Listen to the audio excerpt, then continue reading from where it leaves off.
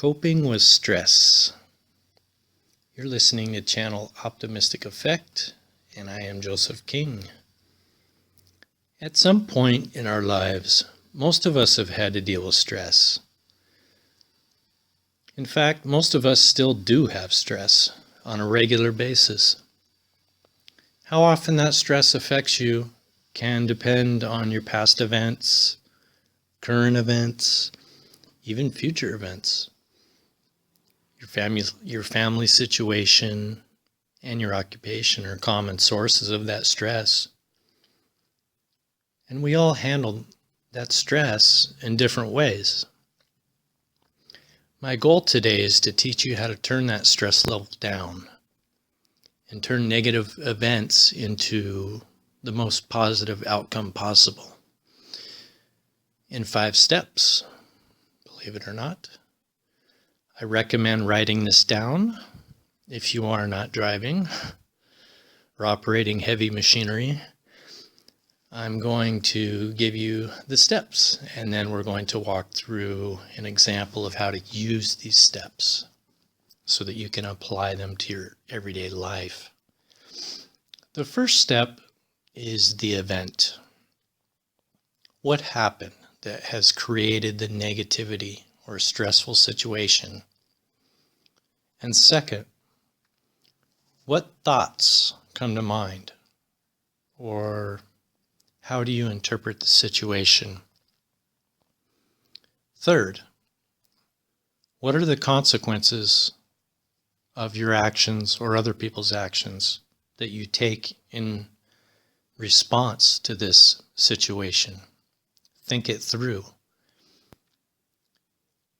Number 4, dispute the logic of everything in the situation.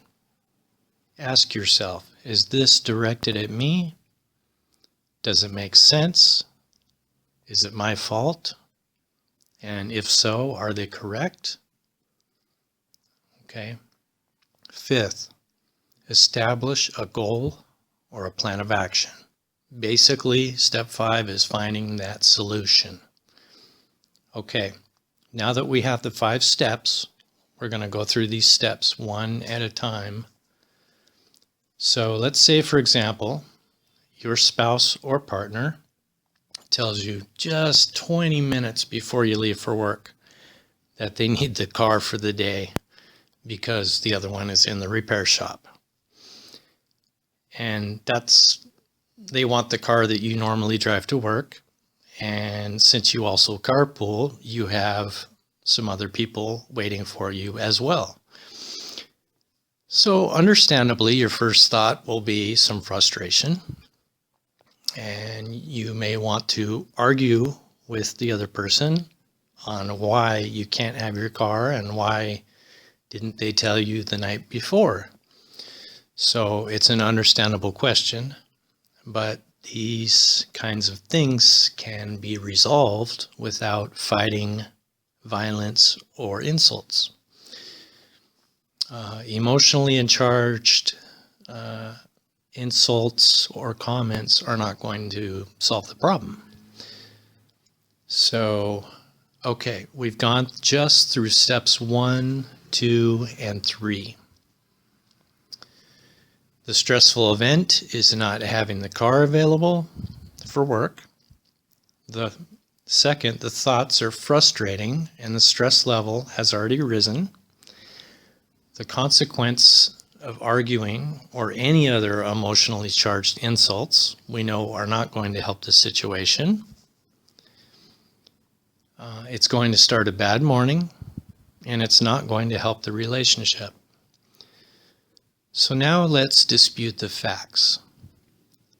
Is it really anyone's fault that the car needed repair? Probably not.